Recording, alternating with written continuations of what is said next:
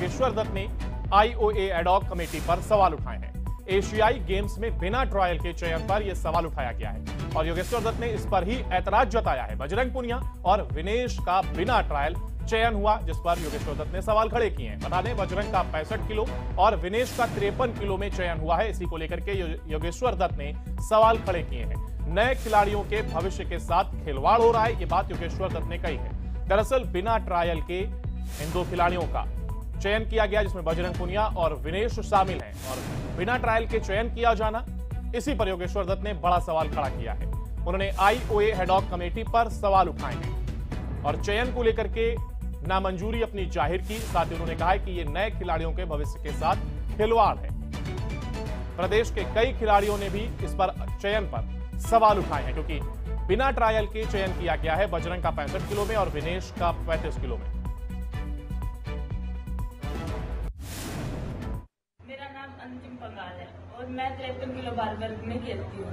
अभी जो Asian games हो रहे हैं उनमें विनेश जी को सीधा भेजा जा रहा है।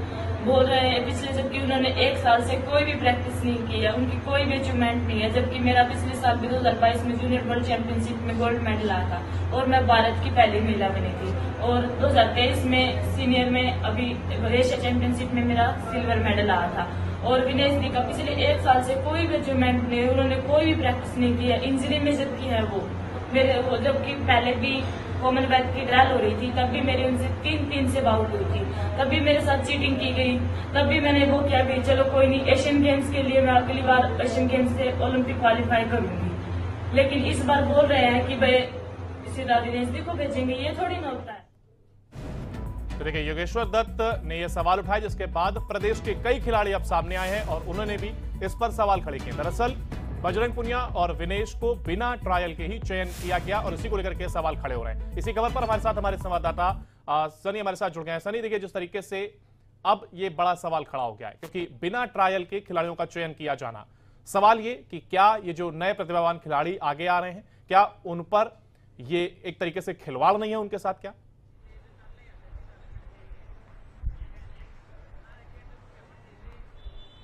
जी बिल्कुल, देखिए अंकुर, हम अपने दर्शकों को पहले इस पूरे प्रकरण की है वो कहानी है वो समझा दें।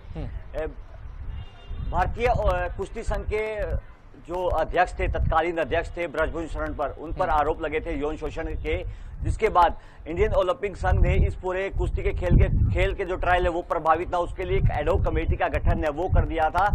भूपेंद्र सिंह बाजवा इस कमेटी के अध्यक्ष है वो बनाए गए थे।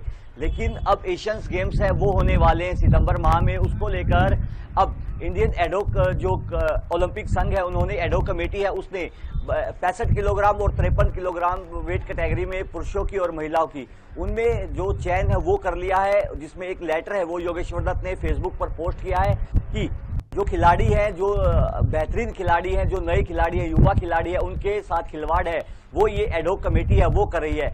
क्योंकि अब इस वेट कैटेगरी में 65 किलोग्राम पुरुष वेट कैटेगरी में और 53 किलो महिला वेट कैटेगरी में है वो खिलाड़ियों का चयन है वो हो गया बिना ट्रायल के, जिसको लेकर वो सवालिया निशान है वो खड़े करे। इसके बाद योगेश्वर दत्त के साथ जो युवा खिलाड़ी है, महिला पहलवान है, अन्य पहलवान है, वो कंधे से कंधा मिलाकर देने लग गए हैं। एक खिलाड़ी है जिसका अभी हमने इंटरव्यू है वो चलाया अपनी स्क्रीन पर, उन्होंने कहा कि विनेश फोगाट की पिछले 1 साल में कोई भी बड़ी उपलब्धि नहीं है, जबकि मेरा एशियन चैंपियनशिप में गोल्ड मेडल है वो था। और अब इस एडॉक कमेटी को लेकर लगातार सवालिया निशान है वो खड़े होना लाजमी है अंकुर, क्योंकि जो अन्य वेट कैटेगरी है, 6 वेट कैटेगरी है, ग्रीको रोमन की, महिला की और पुरुष की, उनमें से केवल 2 कैटेगरी को छोड़कर सभी का जो ट्रायल है वो होना है अगस्त माह में। उसको लेकर अब सवालिया निशान है वो खिलाड़ी उठाना शुरू कर चुके हैं और उनका साफ तौर पर कहना कि जितने भी वेट कैटेगरी है उनमें ट्रायल है वो होना चाहिए और ट्रायल में जो खिलाड़ी जीतेगा